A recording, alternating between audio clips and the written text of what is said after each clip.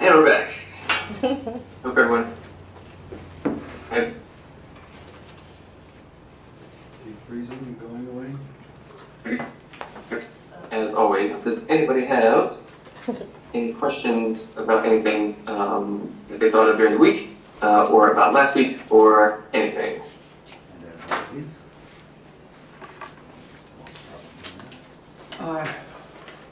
I do.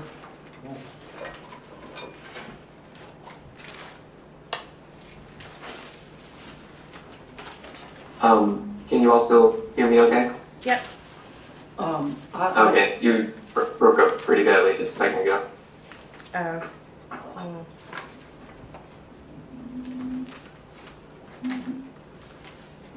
Oh, can you hear me, Nick? Go ahead, what were you saying? I want to ask about continuing what we were talking about last week with Yep. with the females just talking about how they felt and what they felt. And later on, probably want to interject some things that came to mind, and some things that I've been looking at recently concerning how we got to where we are in relationship to the female. Okay. And that's kind of where I wanted to start off. So last week, we were talking about the relationship between the masculine and feminine principle that is present in us, and what is present apparently on the outside of us as our interpersonal relationships. We sort of ended with like a little bit of a question and answer session, I think. And that's where, as Pastor Richard just said, we can pick up. So can everybody still see me? Yes. Okay, I can't see you, so just wondering. Oh, you're back. Sorry. I don't know what's going on with that. Oh, no problem. So, it's a metaphor. having just said that, does anyone have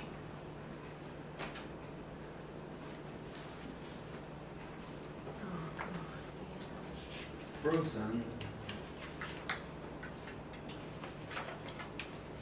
Wow. I didn't know you could hold his breath that long. It's pretty cool. Not even blinking. It's harder than not blinking. Skype just locked up on me. You have to redo it all or something? Sorta. Yeah, that's what I have to do. It locks up on you sometimes too. Yeah. This is the first time it's happened here. That time I think it's my computer, and then most of the time I think it's good old AT&T or whoever. Yeah. We may have invented the internet, but you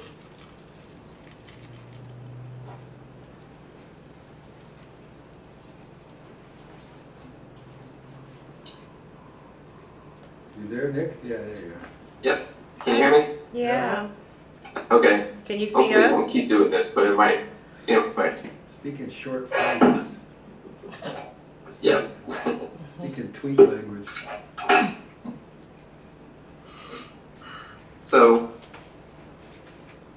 any questions? I think we got cut off before I actually heard. So, what I wanted to start off with was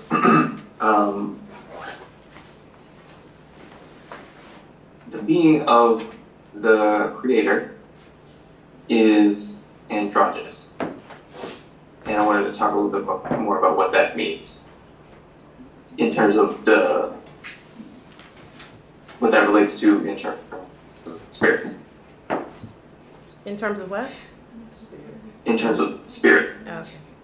I also want to talk about how that relates to us, because we possess both male and female aspects or principles. If not physically, then spiritually.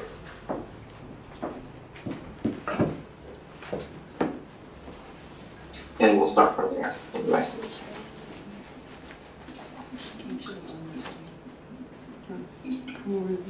So,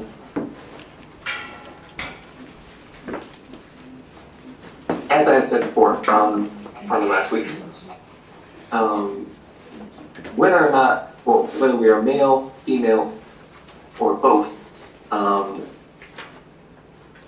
that speaks to what we are here to learn how to master and bring back into balance, or what we're here to bring back into balance. So if I am male, I am here to learn how to perfect what masculinity is and bring that into balance.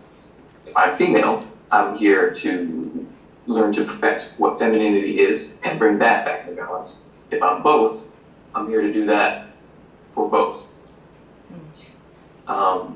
So having just said that the being of the Creator is androgynous, if we were to bring that up in any sort of, well, pretty much any religious setting, maybe outside of maybe Hinduism and Buddhism maybe, that would create a problem. Please contact your moderator and verify the time and date of your conference call. So the reason it would create a problem is because of what we talked about before. How the feminine is kept out, or actively kept out of the discussion, because that forces the men who are doing the discussing, or the speaking anyway, it would force them to deal with the essence of their own spirituality, essentially. And by not allowing the feminine back into the conversation, they actually do nothing spiritually. They have to keep the program going, keep the events going, keep the show going on, in order to give you something to do while you essentially are waiting. Now, we shouldn't be waiting, we should be actively in pursuit of the essence of who and what we are, but you can't do that if the feminine is kept out of the equation. So, the very distinction between masculine and feminine exists because that's part of what needed to exist in order for creation to take place. Now, I think we all familiar with that image of the Creator as like the old man with the beard. That's usually the one that's thrown around because I think that's described somewhere in the Bible, but that is symbolic, as everything in the book is. And particularly symbolic of an aspect of the Creator that involved itself in the process of creation. So Jesus was constantly referring to the Father because he was talking to a particular principle, or referring to a principle that exists in creation and that was necessary to exist in order for creation to take place. Now, the Father that Jesus was referring to was not necessarily the masculine aspect in terms of the distinction between male and female that we think about. The Father that Jesus was referring to was the masculine aspect in the spiritual essence of what that is. Nick, Yeah. the word that Jesus used when he referenced the Father was a womb. And a womb in the Aramaic is either father or mother, or both. The word itself is androgynous. Can you say that again? I think I've heard that before, but it broke up a little bit. Okay, the word abum is what Jesus used to make reference to Father, and the word in the Aramaic is father or mother, or both. So I was saying that the word itself is androgynous, the word that he was using.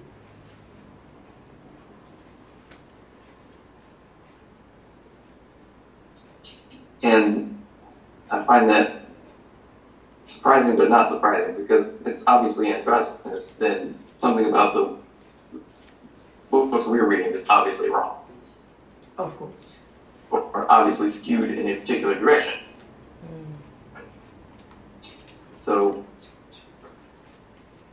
when we look at the tree of life diagram, at the very top is that single sphere, and then it forms the should probably draw this in a second, but it forms the triangle. Like that. Yeah. So we have the point at the top, two circles on the left and the right below. The androgynous aspect of creation that is being referred to is the point at the top, before it differentiates itself into those two male and female aspects. Does that kind of make sense? Yes. Mm-hmm. So if there was anything present in creation that could be called the creator, that we can identify, it's that tip of the triangle, it's the point at the top. And this is both male and female because those two things come out of it. So our issues and the issues that religion has with referring to the creator as androgynous stem more so from their issues, the people's issues with themselves. And the fact that they don't understand the dual nature that they possess. Much less understand the need to bring it back together to one. So that we don't experience it as a dual, a separation, or necessarily a distinction. So I know I mentioned this here before, but both male and female, or males and females, have within them masculine and feminine spiritual aspects. But someone who is physically female would have a smaller degree of the male aspect within them. Someone who is physically male would have a smaller or lesser degree of the feminine aspect in them. But those two have to be there in order for anything to actually take place. So when a male begins to bring into balance the relationship with the female that is in him, he can then begin to resonate outwardly with that balance and bring his interpersonal relationships into balance. And the same thing with the woman.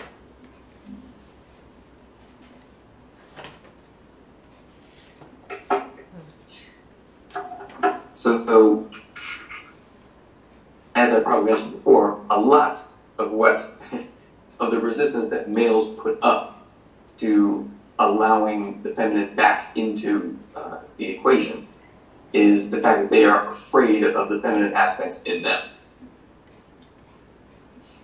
And I think I made a joke about it last time. No hugging, no like affectionate touching between males, particularly not in this society. Even though everywhere else across the world, there's nothing wrong with that because there's nothing wrong with that. But Yeah.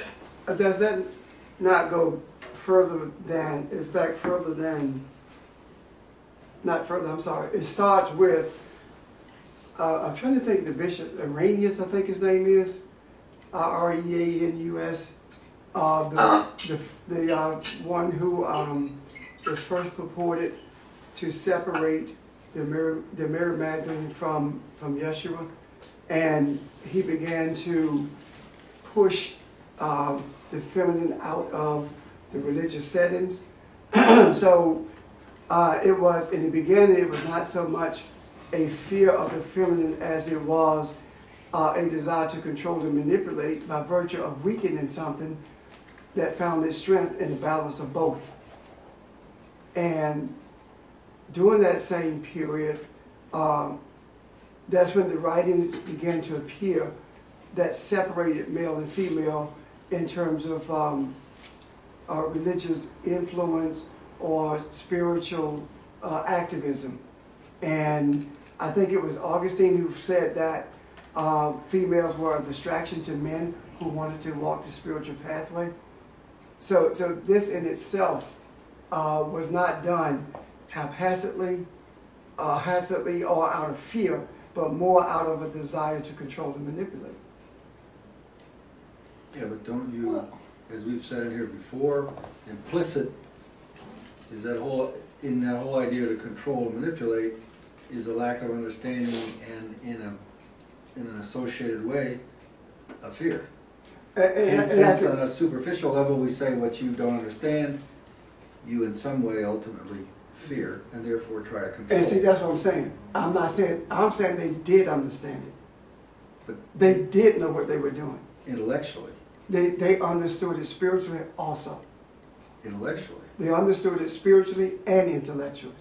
But if you understand it spiritually, how then do you act against, Be- if your definition of understanding spiritually isn't just kind of a intellectualized thing, but it's a substantive connection to, how then do you maintain a distortion?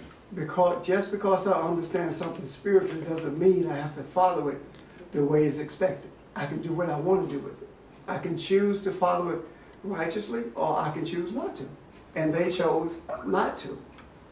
Okay, but then there's some other aspect of your being that takes you in that direction, I would say. Some other, It's called free will.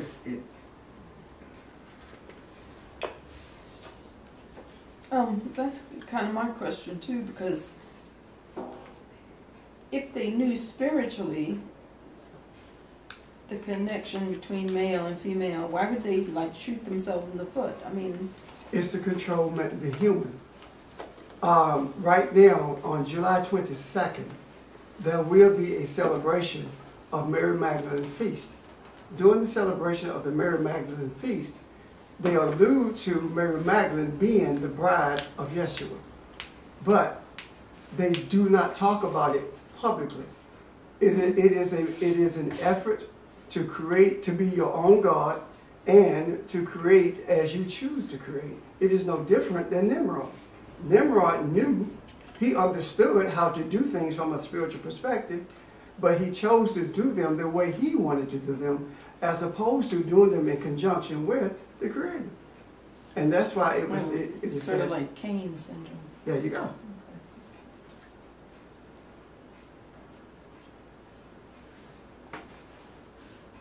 okay. Go ahead.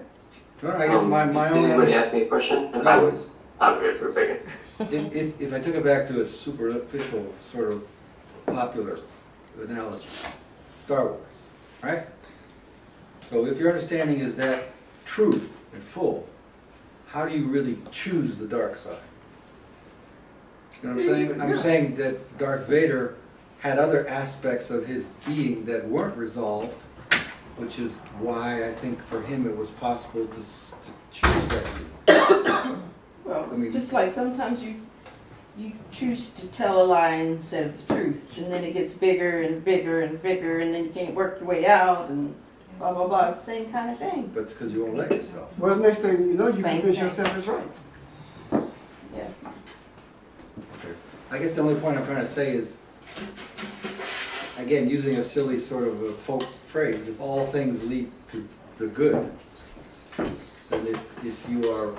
if you are fully in the goodness, so to speak, there's not that. So there is there's a gap implicit in making that choice to control, manipulate, redefine. Oh, no, man, you said it. Okay? Would you say that again? I understood it, thank you, that's enough. No, I'm saying the whole thing about manipulating it Mm-hmm. implies to me, whatever you understand spiritually, whatever you've experienced spiritually, you haven't absorbed the fullness of that. There are other impurities, if you want, in your being, unresolved, so to speak, which would allow you not to identify fully and choose, quote unquote, the goodness, the right path. Well, it's what we talked about Lucifer. Lucifer brings the light. We choose what we want to do with it, or how we accept it or reject it or whatever. Okay, so I guess then behind that is my confusion as to whether free will, fully understood and fully executed from a free, liberated person, could choose other than a full connection, which wouldn't Well, you want to can. manipulate and control. Well, you can choose another direction. For example, why is it that the Bishop's Conclave chose to extricate some books from the church and keep others in. Out of all the books they should not have kept in, and I know I'm going to get in trouble with this, but if they were going to leave anything out, it should have been Paul's letters. All of them. Because Paul's letters do not speak of anything that Jesus said. Paul's letters do not deal with his ministry. Paul's letter does not reference his origin. Paul's letter talks about the coming of the kingdom, and Jesus said the kingdom is already here. So if anything was going to be omitted, it should have been something that did not specifically line up with what Jesus said and did, wherein Thomas, the book of Thomas does, the book of Mary does, the book of one of the lost books of Peter does, and those are the ones they left out. But they did it consciously. Well, took out, Yeah, removed. They didn't leave them out. Of course. But they've made it then, I understand, they made the decision to construct a church. So in my question, flip that. Why isn't the New Testament basically Paul, period? Or why in the same sense that Islam has Muhammad explaining some of his earlier, in some of his later books. Why isn't our Bible constructed in such a way that Paul tells us how to understand what, because they're constructing a church, so why would you leave confusion? No. Paul is constructing the church. But they're, No. If you read 4 years ago, I said, and I did not understand the reason I said it, I just knew it was right. We need to understand what's in the red, and don't worry about the rest of it. It'll take care of itself. Mm-hmm. Now, the reason I say that Paul was constructing the church is because Paul's primary writings were geared toward making what was being taught by the disciples palatable to the Romans, regardless of what he had to do to get it done. And if you study the letters, you will find you find more Greek philosophy in Paul's letters than you will the doctrines that Jesus taught. And again, I know I'm going to get in trouble for what I'm saying, but at some point, the reality of what's being said in those letters versus what was written in the Gospels, because if you really think about the New Testament, if you take Paul's letters out of the New Testament and you put everything that they left out of the New Testament, it's the Gospel of Thomas, it's the Gospel of Matthew, it's the Gospel of Mark, it's the Gospel that is not an epistle as Paul wrote. Am I making sense? Yeah. So it's a major difference in the theme that he wrote, and the reason they accepted it is because it was more easy to manipulate it. And the reason they left the other books out is because it was harder to manipulate them than it was the Gospels that they left in. And if you look at the Gospels that they left in, you see a word like Nick was talking about earlier, Father. Automatically, it seems to be masculine. But it is not. In the original language, it should have been father/mother. Because a womb with the B make reference to mother or father earthly, depending on the context.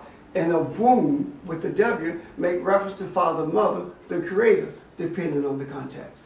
So those things were done they were done with the knowledge of what was going on. And from that point until this time, right now, the whole of Christendom and the whole of religion is either controlled by or in some way affected by Catholicism, the roots of Catholicism. That's the whole essence of it, to control and manipulate the earth itself. And that's exactly what's taking place. That's where all of this mess came from. I mean, look at the mess. You go to church on Sunday, you got announcements, you got Bible, you got usher board meetings, you got choir practice, you got all these auxiliaries, and you look into the scriptures, none of that makes sense. Absolutely none of it. So what Paul actually helped do was to make what we call religion a part of a life as opposed to a lifestyle. Because early on, the indigenous people lived this. They didn't have to teach it. That was their life. But when the bishops came together, that's when the rituals and auxiliaries and all these things began to be put into place so that they could be controlled. That's it. The ecclesiastical authorities did this on purpose. That's my point. And they're still doing it. I mean, look at what happened in 1969. All of a sudden, Mary Magdalene is not a prostitute. She was a prostitute from the 12th century up to 1969.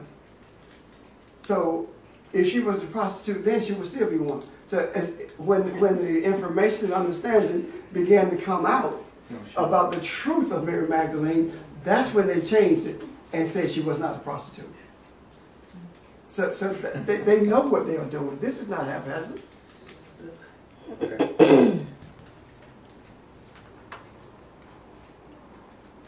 So hopefully I'll be on for the rest of the time, but if not, I'll just do it over the phone.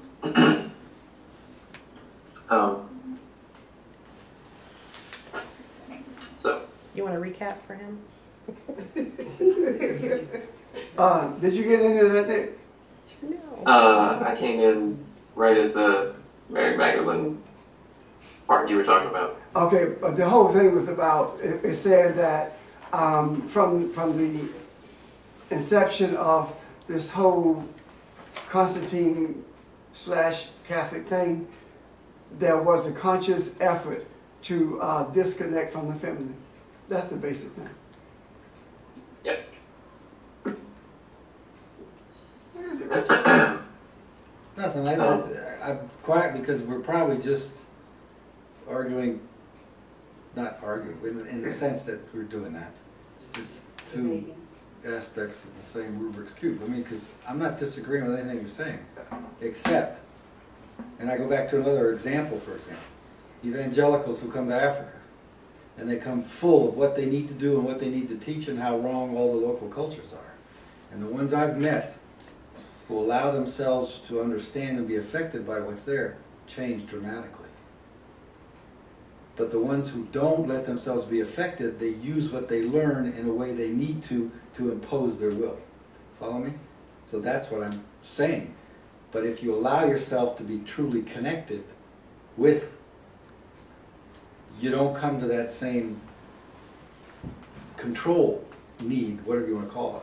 But you can go all the way back to the very root of everything with the fall, where we were perfectly connected and we were one, and we chose to walk away.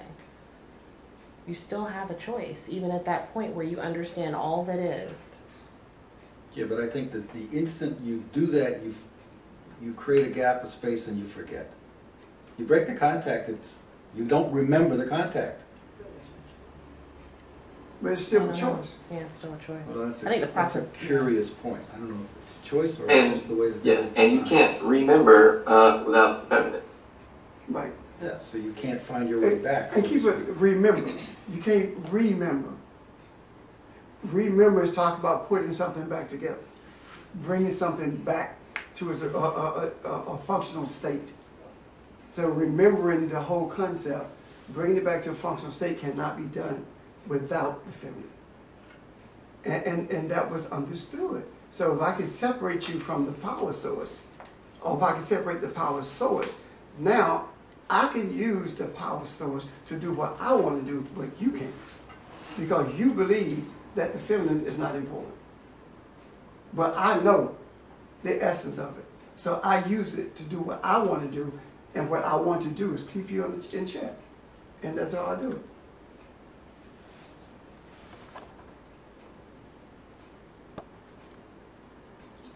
And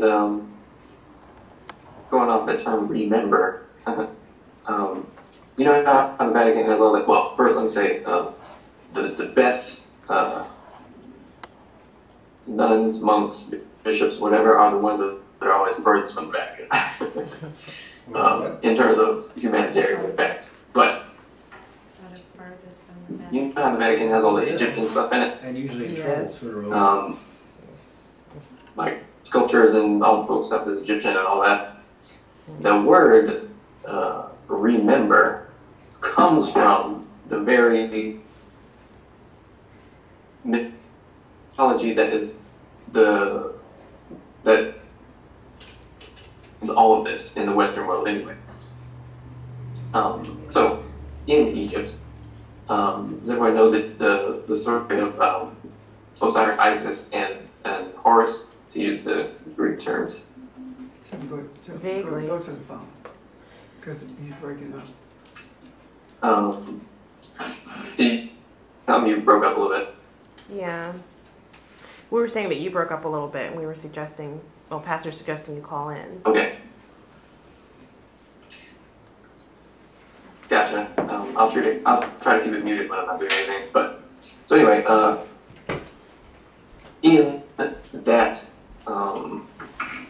story anyway, and I mentioned this in here before, or while I was teaching before. It is Isis who has to remember Osiris. As in literally remember, because a part of his body was chopped off. Yeah. And that's why the whole masculine feminine thing is related to sexuality as well, and the essence of what sexuality is. But it's important because he is powerless without her. Foundation? Now, obviously, that's talking about the feminine aspect that has to be involved in this whole process, otherwise it can't go anywhere. It produces nothing. Nothing real, anyway. So, You can call in now, Nick. what are you saying? You can call now. The phone is on. Can you say that again? The phone is on. The phone is on? Call. We've got the conference line open now. Oh, okay.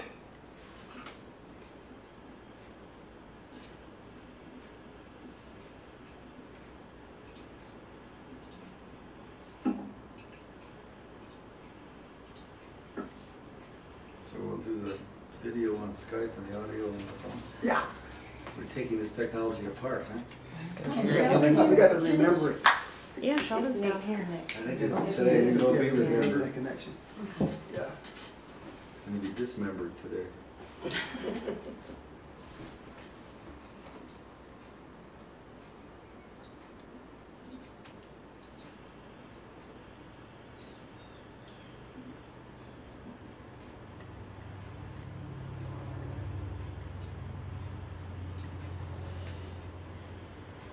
Actually, can you guys send me the number? Yeah. I'm gonna text it to you, Nick. You too. Thank you. Skype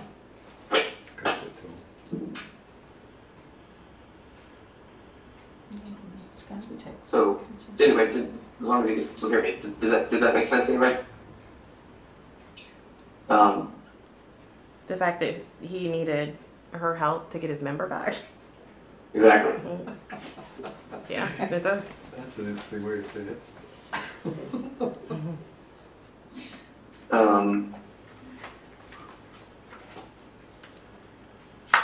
So I really hoped that if anybody had any issue, the relationship between male and female and how our interpersonal physical relationships are reflective of what's going on inside.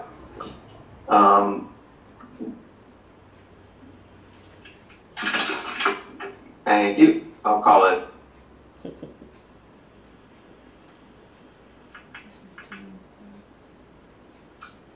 This.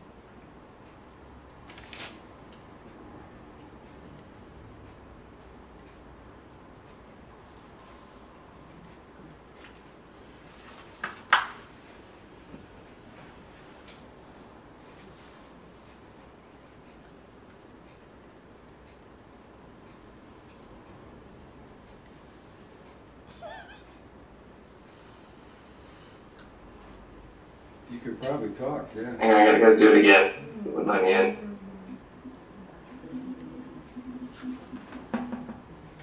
Nick, which number are you using?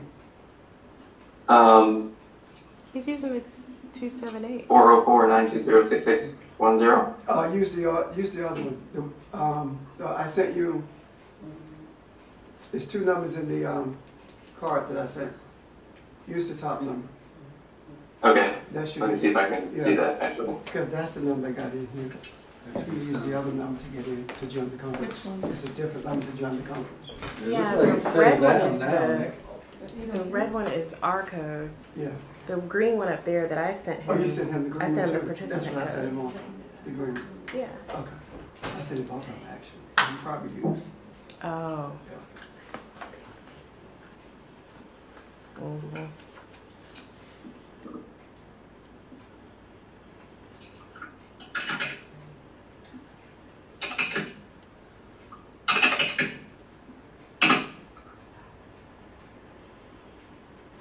Yeah, okay.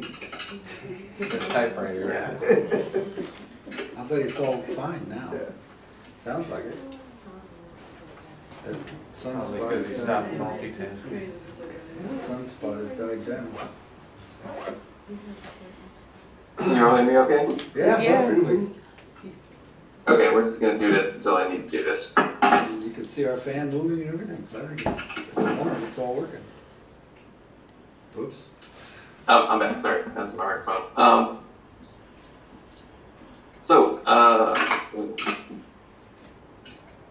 Do or does anyone have any questions related to what I was just talking about? Or should I keep going? What did you say remember means, Nick? Yep.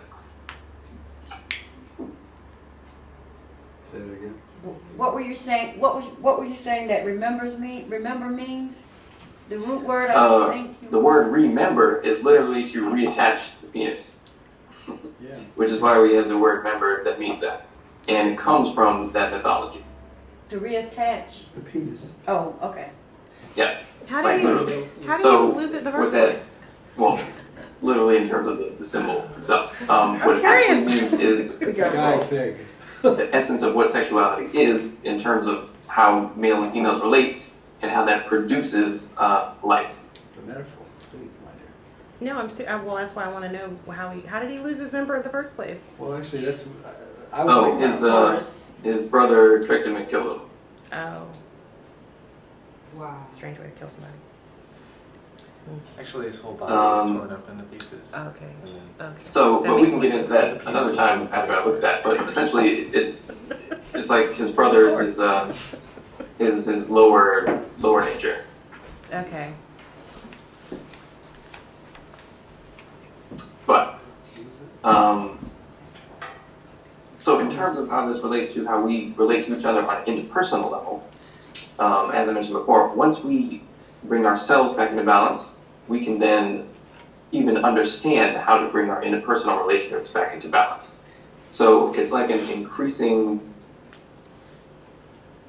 resonance to get it right in yourself, or at least begin the process of getting it right in yourself.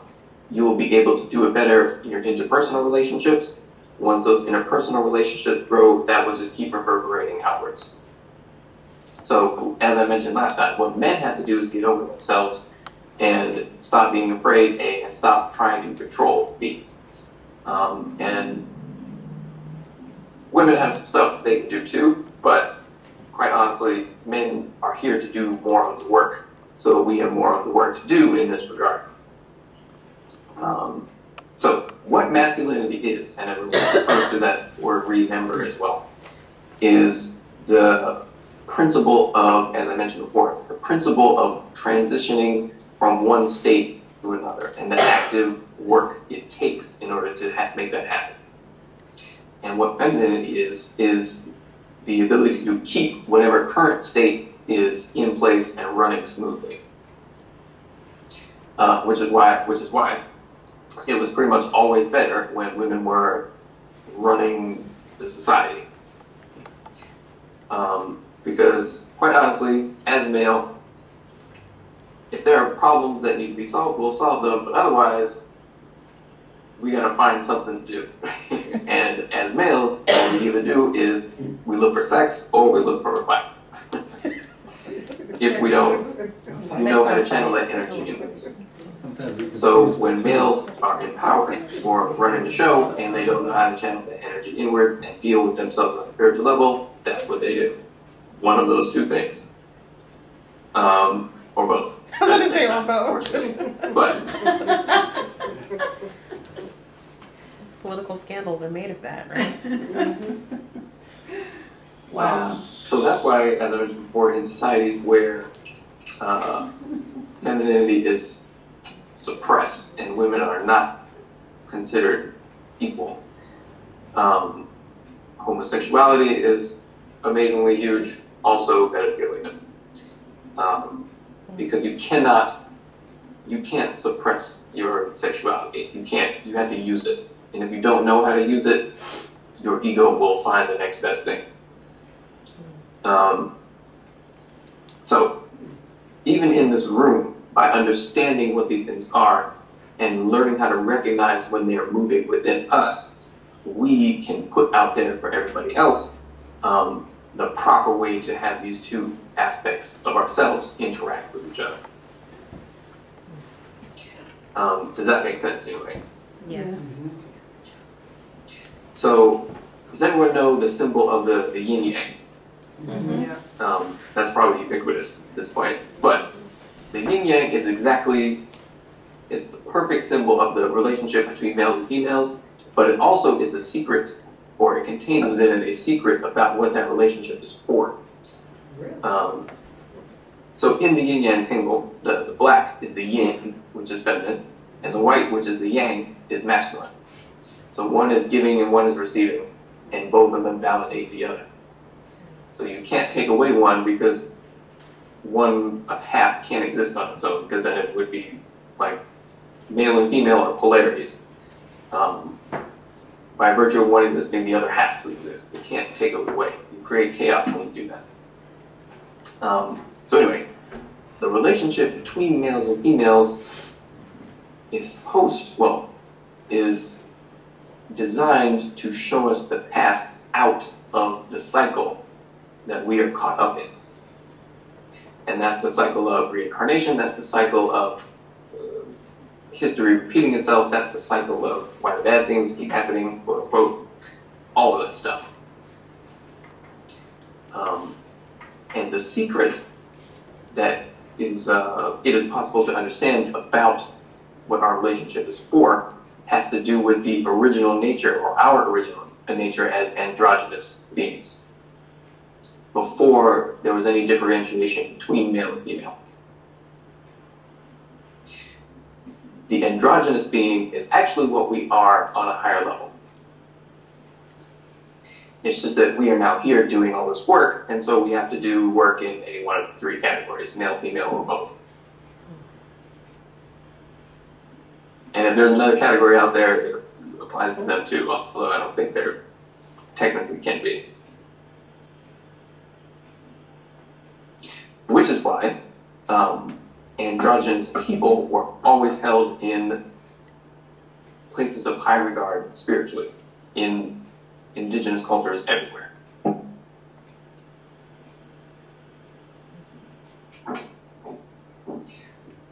So,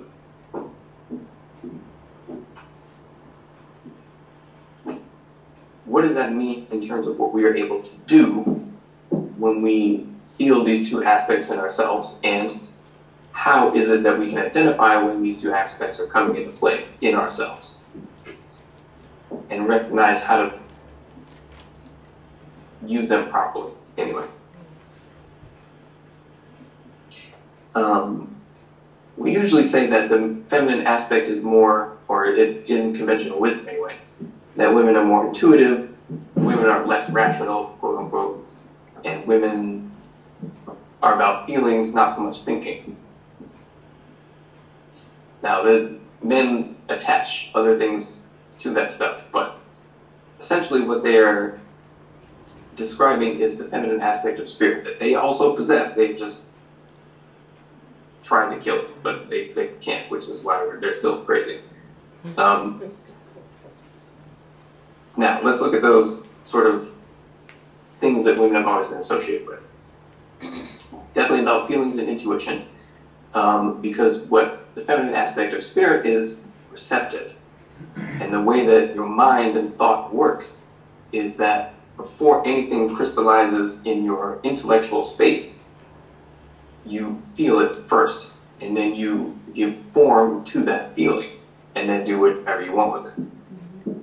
So you have to feel it first. In other words, you have to be receptive to the source or the origin of where thought even comes from.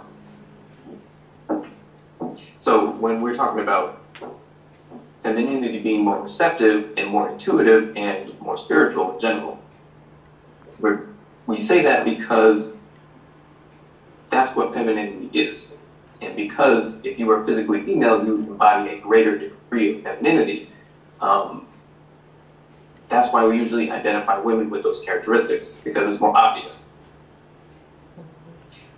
So the masculine is when you sit and you think and you feel something and you recognize the need to make a change as a result of what you feel. In other words, you need to make a transition from one state to another. Terminated. Please contact your moderator and verify the time and date of your conference call.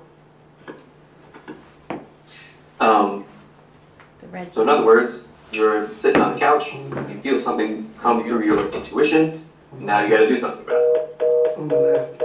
What do I have to do to get done? That's the male aspect.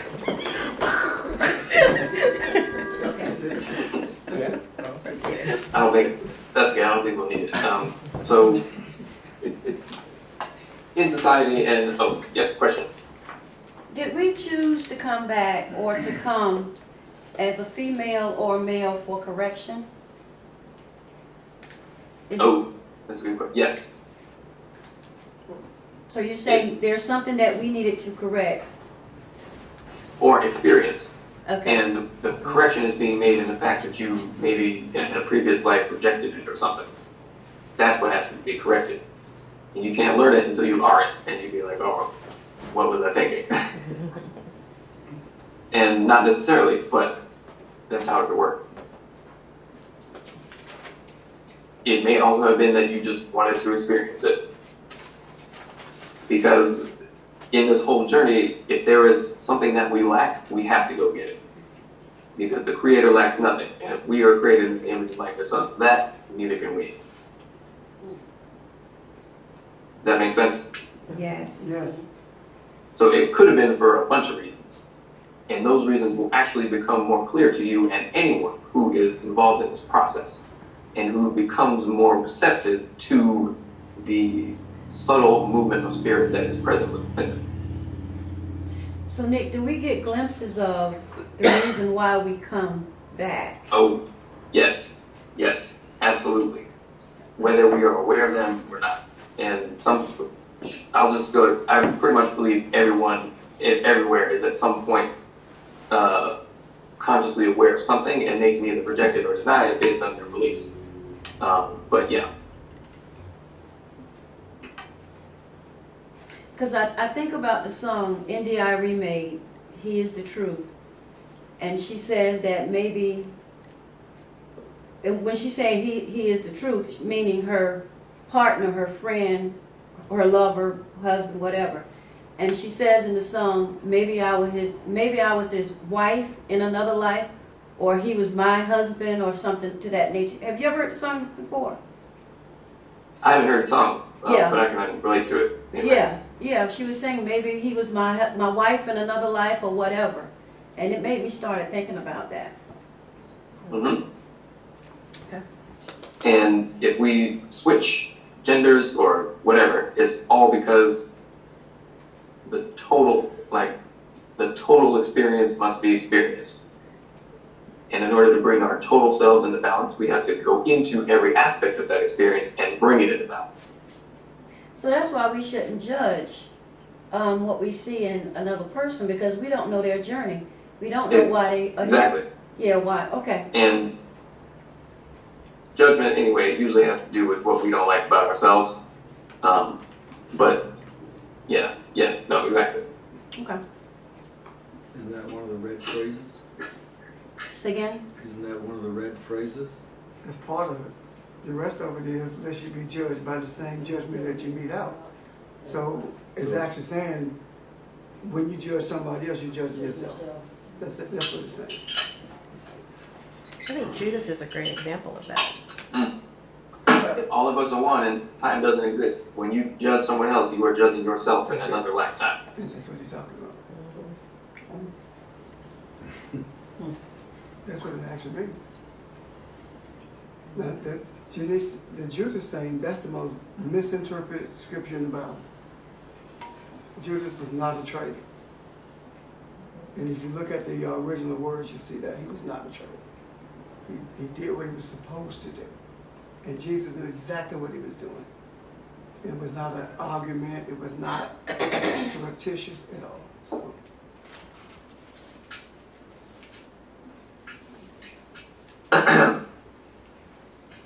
So,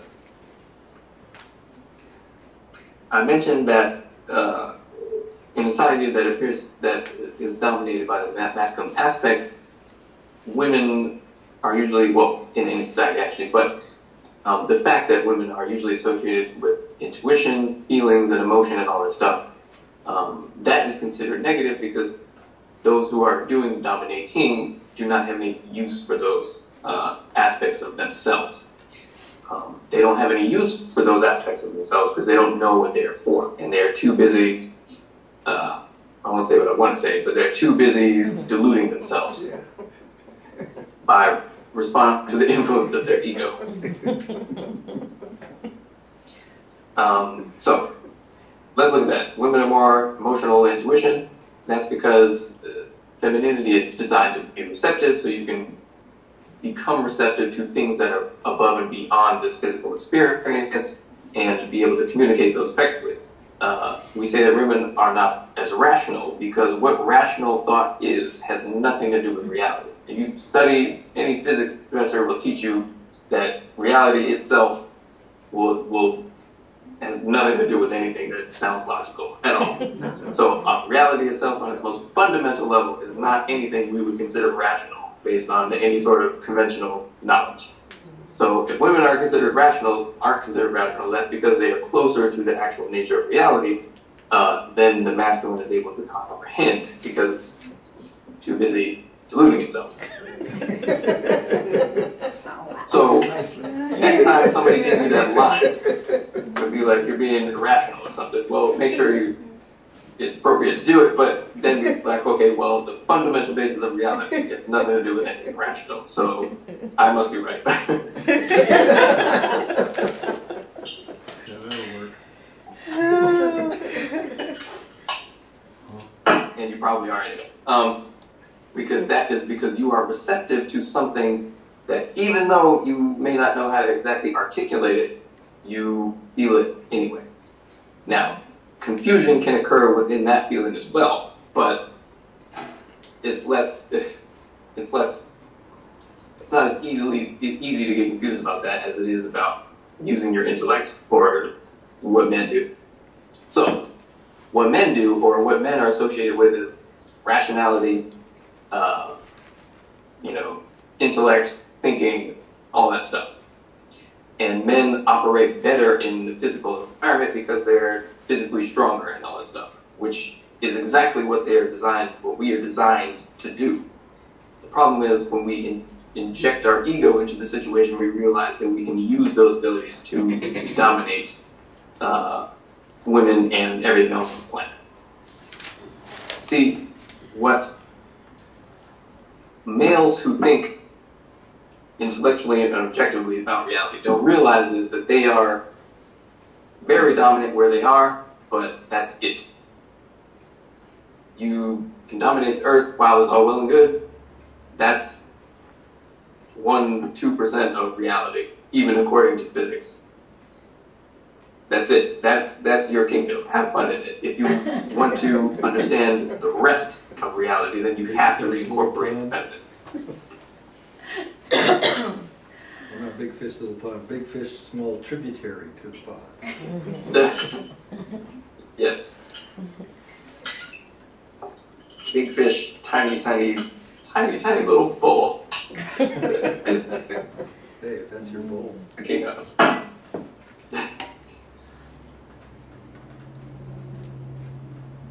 But it's, so that, I mean, that doesn't, what's going through my mind is also then that explains how my sense is that we're creating more and more the technology. Everything is, we're creating, life requires more masculine elements to live. If it's the male dominant perspective that's in control. So in technology, everything, it's making, you can't survive in this world more and more unless you adapt to learn how to use, exploit, you know, benefit from the male things. And whether it's so simple as the military or IT, which almost it seems like it is. Where's the female in that? Right? In IT. Yep.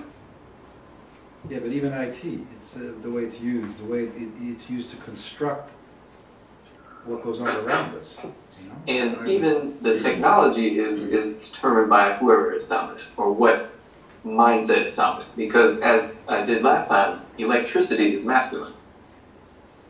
In other periods of history where femininity was not only equal but like more in the forefront in terms of running things, technology was based in magnetism.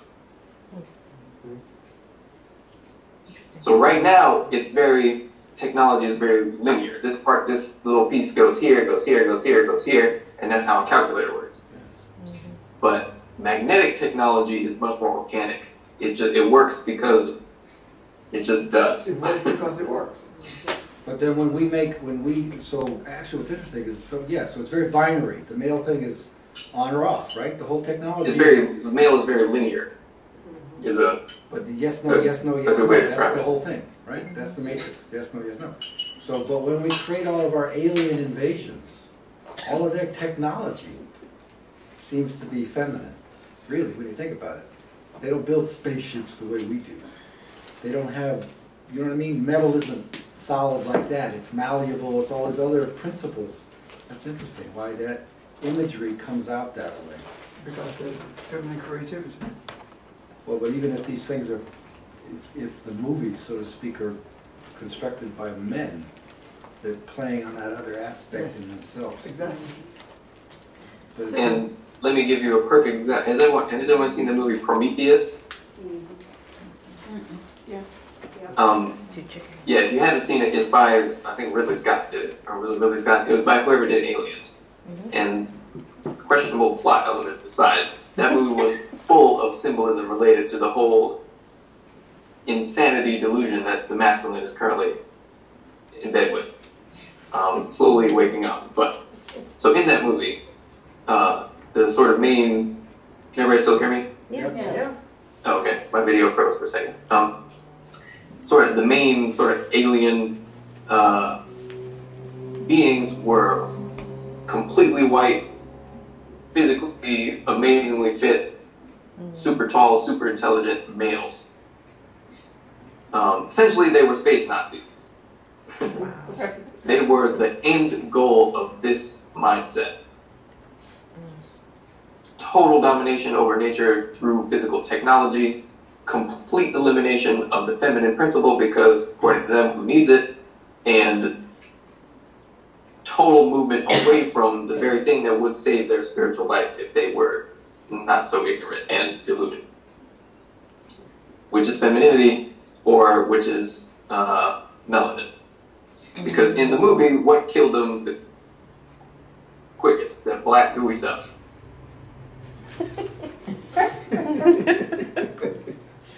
It's a lot in that. Yeah. Yeah, there's so much in it. But so much in it. Like to the point where you can't, if you're involved in the process of writing this movie, you obviously know what you're doing. Or you're drawing from somewhere. Like, anyway. But anyway, I say that to show that there are representations and of this sort of, well, there is proof out there that somebody somewhere is aware of what is going on. And I believe movies and stuff like that are kind of signs of the times, and they're usually made to make us aware of things that are going on that we may be unaware of, or things that may happen that we don't want to happen, and for various reasons. But that one in particular, I believe it was showing us this between the dominance of masculine and feminine, as that relates to ourselves and what we deal with on an internal level, and as that relates to our interpersonal relationships, and not just male and female, but between Europeans and Africans, who are the two furthest apart from each other in terms of polarity on the planet.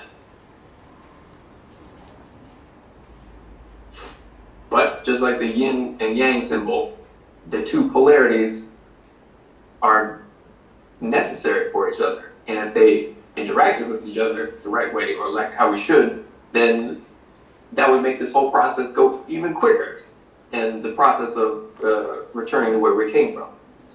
But the further apart you get, the quicker and more dramatic the return home is, if you are willing to go through that.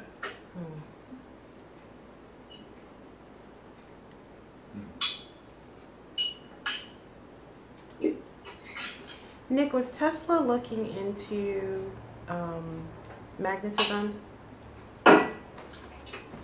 Oh, yeah, you mentioned Tesla. So Tesla, I've read some stuff about him.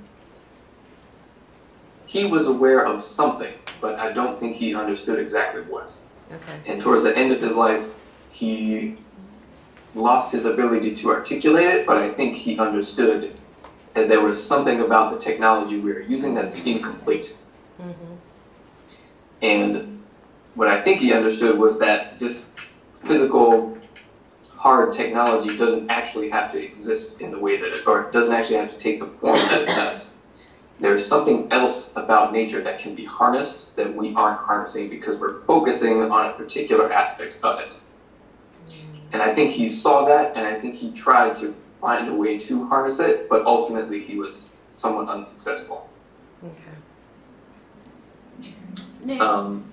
So kind of what Tesla did was, part of his idea was to take electricity and make it free, which is why he built that giant tower and that essentially a giant Tesla coil, which people could still build smaller versions of. He was going to try to send it through the air and use the earth to like reverberate it outwards. And it actually kind of works. If you build a small scale model, you can do it. It's like you put it in the air and then you like stick a light bulb in the dirt and it turns on. Or just hold a light bulb near it and it turns on. But it doesn't work very far. So his goal was to do it everywhere. And his thinking was, there's something about the technology that I can harness to make sure that not only can I make this electricity wireless, I can also make it free. Now, it didn't actually work how he intended it because, as I just said, I think he realized something, but he didn't know how to put it into practice. So he saw the limitations of electricity because he was essentially the master of electricity. And he knew that there was something else that needed to be reincorporated. I don't know, obviously I can't know to what extent he understood what was needed. But what was needed is the magnetic side of it. Yeah. And magnetism works differently than electricity. So masculinity, we got all that down pat pretty well. We've only begun to understand what magnetism is. And even if you look at physics, they don't really understand what magnetism is either. They're still looking for how it even works. And it's kind of related to what gravity is too, but in a weird way.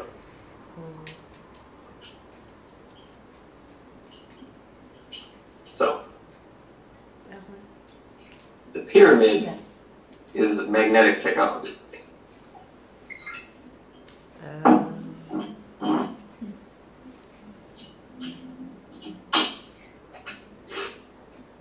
Do you have a question? He answered. Well, I'm thinking about magnetism, because for something to become a magnet, the particles have to line up a certain way, right? So, and in electricity, they're just sort of random all over the place. Yep. So, I was reading something in the I guess in the source field the other day, and it was saying how when they've discovered that when particles are random like that, it's harder to connect with like the source field. But when particles are sort of calm and lined up, it's easier to connect with the source field. Anyway, Yep. it just And made me that's- think about that. That's there's a term called coherence, which means essentially being lined up and in tune with each other. So a laser is called coherent light because all the waves are moving together. Yeah. So it's straight. When you meditate and go to that still small space and bring the noise level down, you are bringing coherence to your own consciousness and making it one flowing motion from your inner to your outer, and there's not any like noise in the way. So when you bring coherence to your own mental state, then so much more becomes possible in terms of what you're able to know, what you're able to understand. Basically, all your abilities grow. That's called prayer. Say it again? That's exactly what prayer is. What'd you say? Prayer. It's the Eastern understanding of prayer. Yep. That's what it is. And I know I've said it here, I forget how long ago, but no, we always say, like, well, I'm pretty sure I've said the universe always gives you what you want.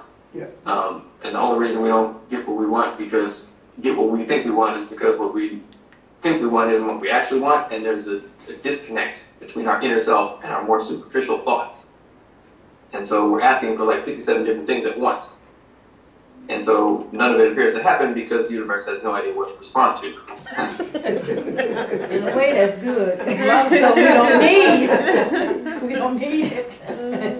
I'm serious. So Nick, I want to ask a question. You were talking about things lining up. So how does that work with the planets lining up? And we're talking about 2013 and all the things that's supposed to take place. So, yeah. So the planets, when the ancient people looked up in the sky, what they saw, they called the heavens. And that wasn't just a metaphorical thing, it was because they perceived that to be the heaven. And the planets that were moving around were the gods, which is why they were named that, or are named that. The gods are aspects of you. So alignment of the planets, just like we were talking about with a laser, is light that's moving together in straight, coherent space, aligned. The alignment of the planets is that coherency that you bring to yourself, reflected outwards in the physical universe. But not just yourself. In order for the planets to align how oral tradition says they used to, the whole planet has to be at the point where it is operating on the same page spiritually. So in other words, the whole planet is more magnetic because everybody is lined up in the same direction. Meaning without thoughts?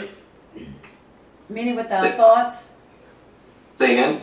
When you say, so the whole planets are lining up, should be lining up together, are you saying without thoughts? We should all be on the same, have the same thoughts, or moving into the same direction? Yes. In other words, our intention is the same. Okay.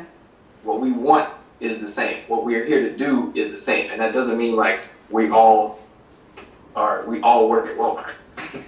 We all have our own little bits to do, but the direction of our intent as a world has been set, and we are watching it play out.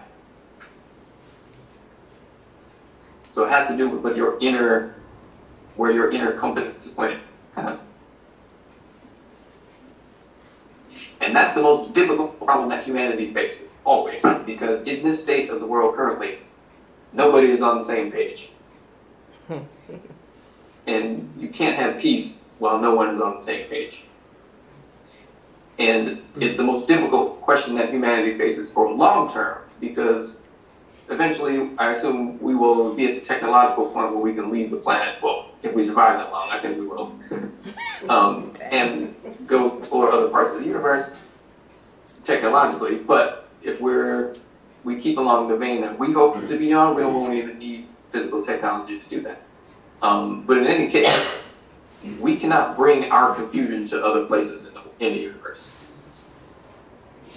because then nothing is solved. We have this tendency to look outside of ourselves for other new places, in pretending with ourselves that being somewhere new is going to solve our problems. Like, no, it isn't. You're just going to bring them there. And that's actually what the movie Prometheus was about as well. So we have the tendency to look outside ourselves and be like, oh, the answers are out there in the galaxy. No, they're not. There's just another planet. There's some trees on it, just like this one. Now what are you going to do? You're going to screw it up unless you have fixed yourself first.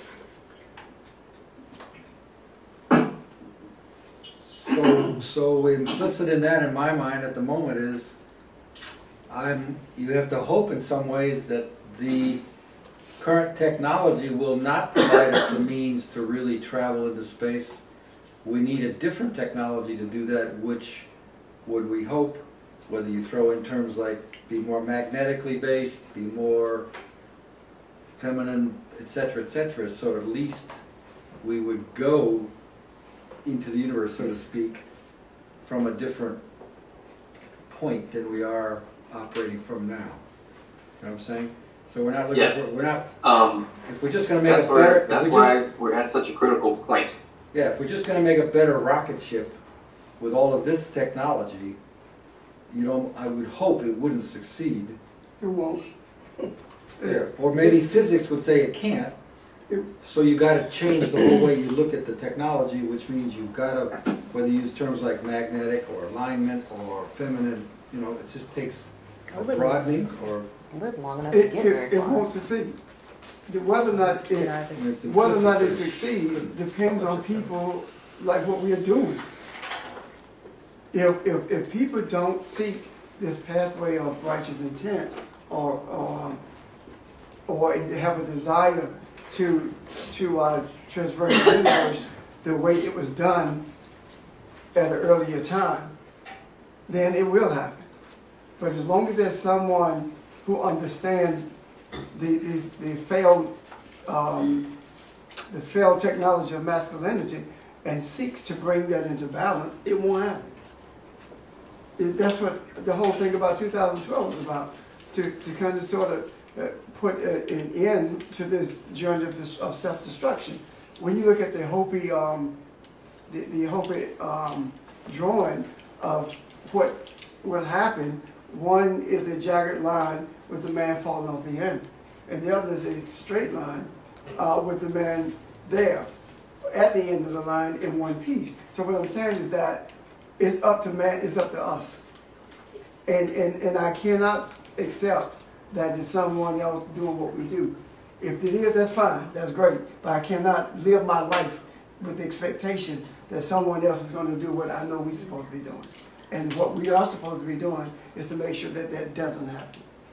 Because if it does happen, then things are just worse off than what they are now in another part of the universe.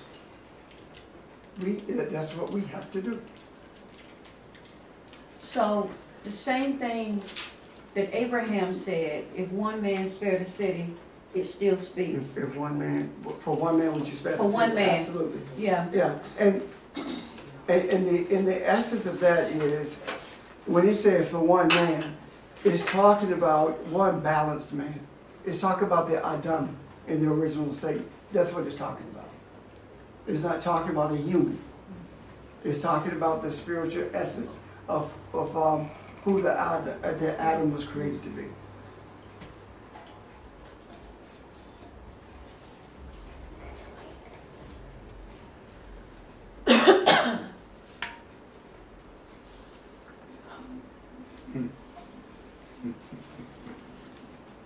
I mean, if you look at when I think about what Abraham said, if you look at the numbers that he used, and what the numbers mean, and the letters that correlate to them, he walks it all the way back to Aleph.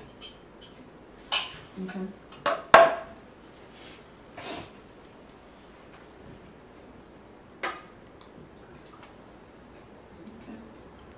Can you see it?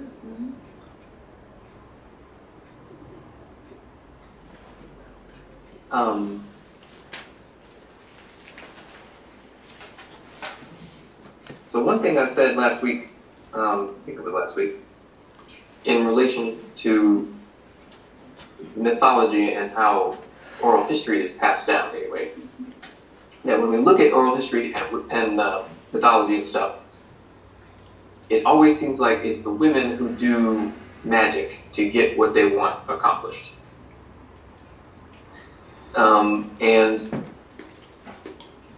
Or at least more so, it's the women who do magic and stuff. So we always hear about witches, but never the male equivalent. And a wizard isn't necessarily the male equivalent because a wizard is usually a good thing. But witches are somehow always seen as negative. And I'm burned. So I think the male equivalent of a witch is a warlock or something. My Harry Potter knowledge is not on top of it this game. You're right. But anyway, so part of the reason that is because the males who have been in a position of power aspect of femininity. Say that one more time. Can you guys hear me okay? Yeah, I think we just lost a word or something. Okay, anyway, I said part of the reason that is because the males who have been in power demonize that aspect of femininity. Okay. The aspect of femininity that has power, that uses it to accomplish its goals. So it's always like, in the mythology and stuff, it's always like the old lady who lives up in the woods and eats children or whatever. Like, Hansel and Gretel. yeah, exactly. Coming out of Europe is the most male-dominated anything ever. Got that right. So naturally, coming out of Europe are those stories about old hags up in the woods who will kill you if you go eat their food or whatever.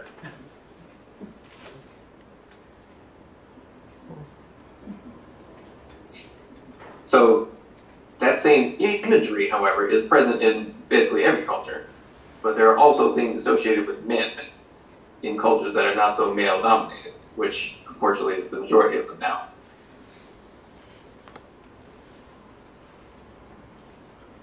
So it's interesting to think of there's a wizard, which is the male sort of good magician, but there's not really a female version. The female's always the witch. I know. Exactly. Even if she's a sorceress, she's still not a good one. Exactly. Except maybe in The Wizard of Oz, Yeah, Glenn. where there's the White Witch. In terms of popular thinking and popular Witch. culture. No other word. Or the fairy godmother is maybe the other equivalent, although that's a little bit different. You mean in our culture? Yeah, yeah. Because I think of others where the witch is more Luciferian. She has the ability. It depends on what you want. Oh, that's in our culture too. That's our culture. Excuse me. That's in our. But she's certainly always characterized as. But fairy godmother is a little different because the fairy godmother is not Cuban, whereas a witch and a wizard are Cuban. But that puts it in a little bit different category, in my opinion. But anyway, the point being, both Yeshua and Mary had access to all of this stuff that we like to dismiss as magic anyway. And they both used it. Now, obviously, coming from a male-dominated society or mindset, anyway, you can't have the thing that you're attempting to dominate. You can't have it have all this power. So you have to try to create a way to weed out its ability to effect change. And so the narrative becomes witches and old hags that will eat your children and all that. Meanwhile, it's actually the men who are the pedophiles, like everywhere. So the man is the hag. Yeah. Yeah, literally, it's sucking your kids' spirits away. Yeah. Yeah. I'm not considered, okay. Great point.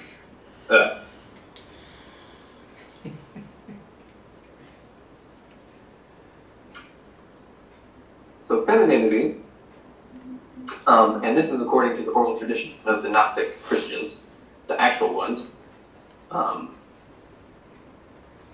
and femininity as demonstrated by Mary in the things she did in order to teach her disciples, has a different style than masculinity does. It's complementary to masculinity, but it's also a little bit different by virtue of the fact that men and women have different aspects that they're learning about.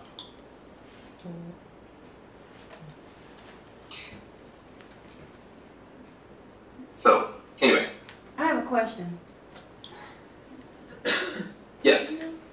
So, Mary Magdalene was, so to speak, a prostitute, right? No.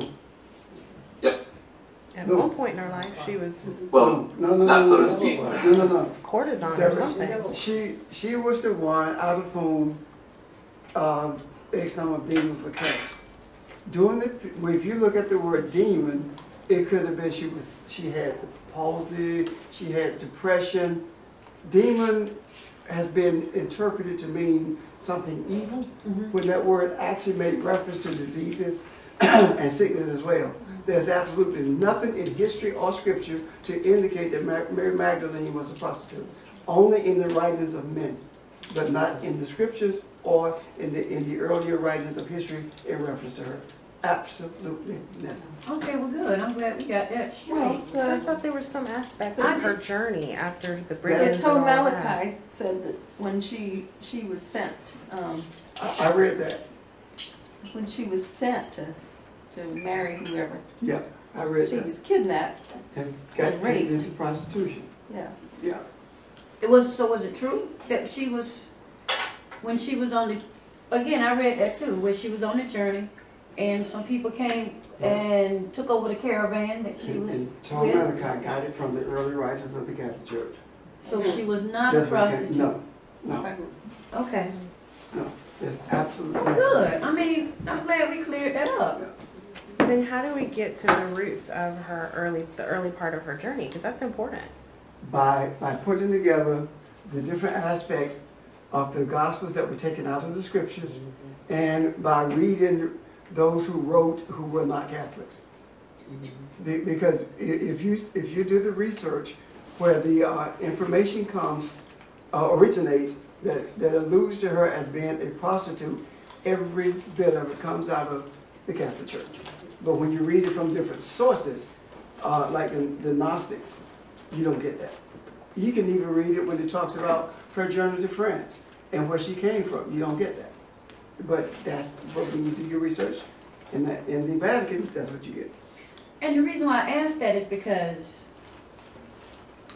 when we are with an individual and we lie with them or lay or whatever, Do what you do. do what we do.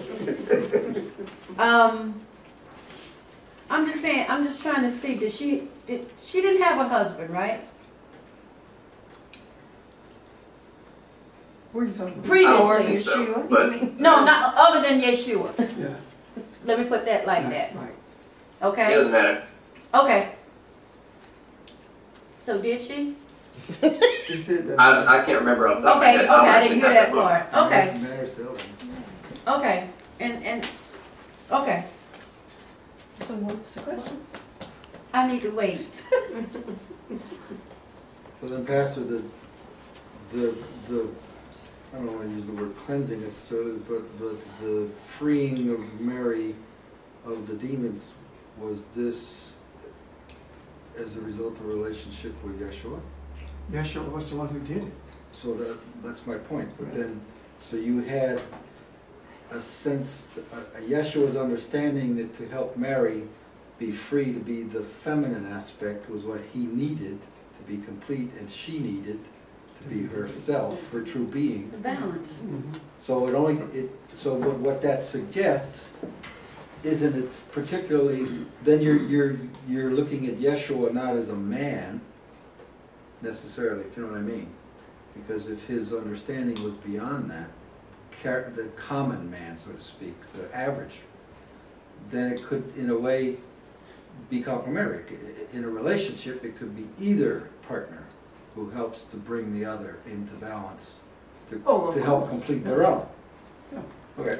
Yeah, absolutely. He couldn't have done it without her, and she couldn't have done what she did without him. They had to have each other. But it just so happens it was he who found her to initiate that. I mean, it's just. But in our Well, life, I mean, it could be the other way around. that's the job of the male. That's the male's role, so to speak, in this whole relationship.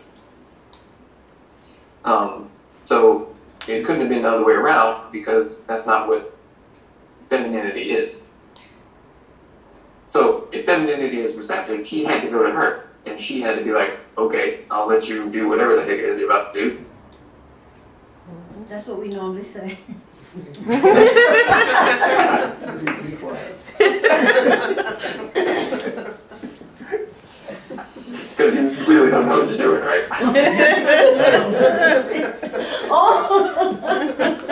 Oh, God. Okay.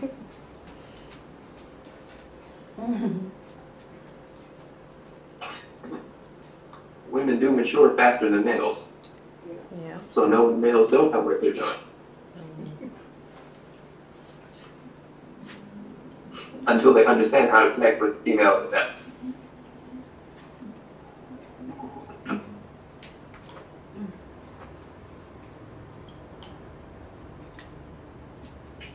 I have a question now. But when I think about Yeshua and Mary, and then when you think about back to who was it? Who was it that married Judah married the harlot? Yeah. Mm-hmm. What was her name? She wasn't a harlot. Oh, Lord. You remember she dressed? No, she was. This is the story. No, I'm not talking about Boaz and. No, I'm not talking about Boaz. Judah's son died, and the brother would not marry her. She went back to her homeland. Judah was traveling. She dressed like a harlot beside the road. Okay, so I'm not Right. talking about Judah. I'm talking Okay. about the one who did marry the Who harlot. did marry? As a representation Got you. of Israel. God's relationship with Yeah. Israel. That's Who was that? That's not the Bible. Him. That guy. I know who you're talking about. Anyway, Yeah, Hosea. Hosea. Yeah. So he did marry the harlot as Yes. a representation. So if he did it in that time, why wouldn't the same hold true for Yeshua and Mary in terms of the symbolism of bringing, reconciling? And he did marry the harlot. And that the harlot was a representation of Israel being a whore of the religion. Right, It had nothing to do with physical intimacy. right, So it's talking about a spiritual intimacy that took place. right.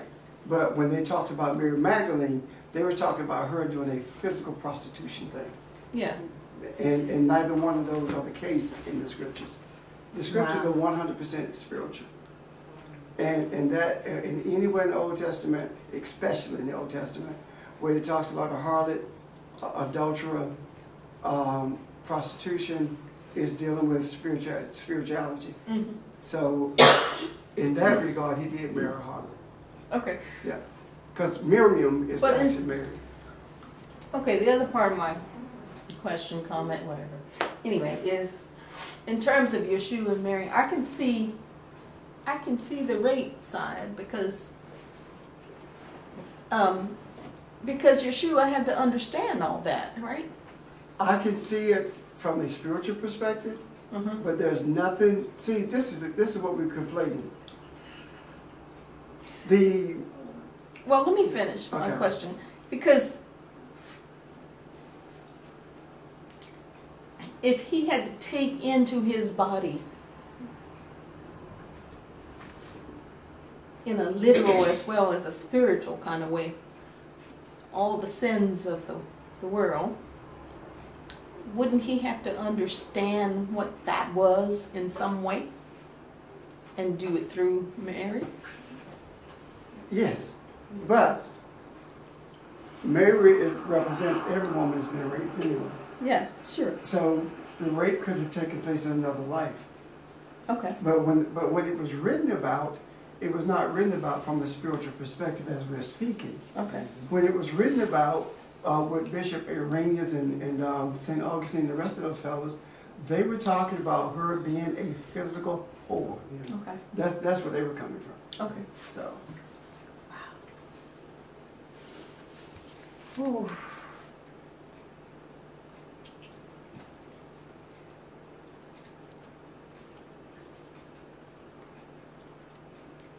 Okay, carry on, Nick.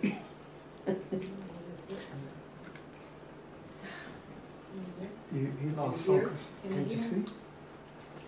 He's out of focus. Can you hear us? I need the rest of the story now. That changes everything. Did It does. somebody say something? No, we're waiting on you. Can you hear us? Guess not. Maybe not. No. Nick, Yep. you can hear us okay? Yes. Okay. It breaks up occasionally. But I can hear most of it. So, Wow.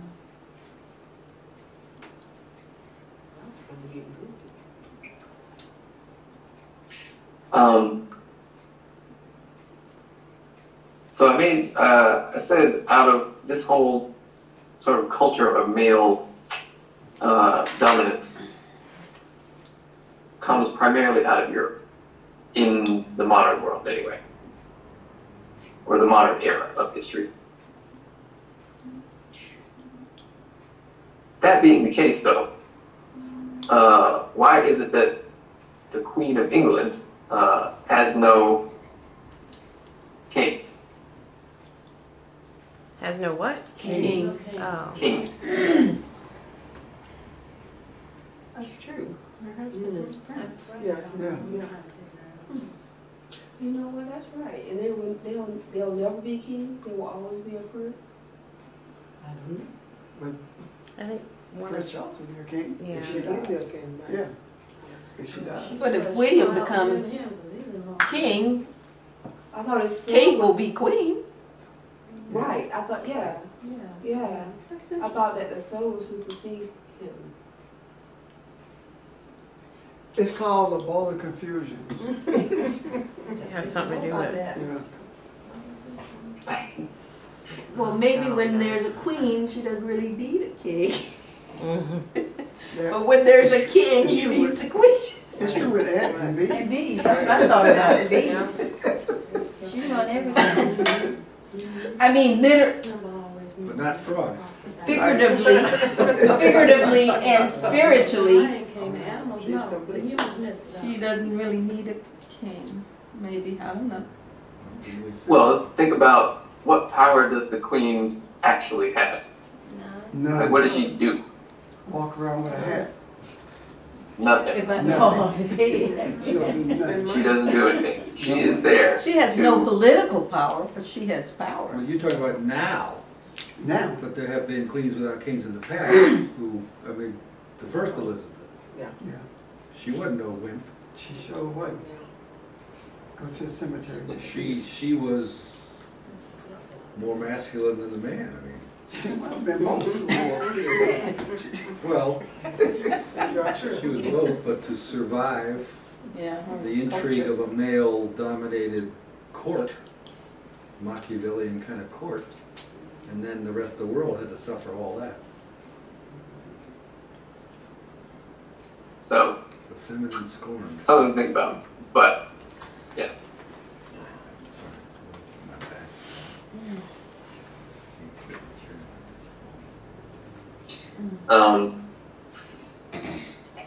Anyway, does anyone have any other questions or anything related to this discussion or anything?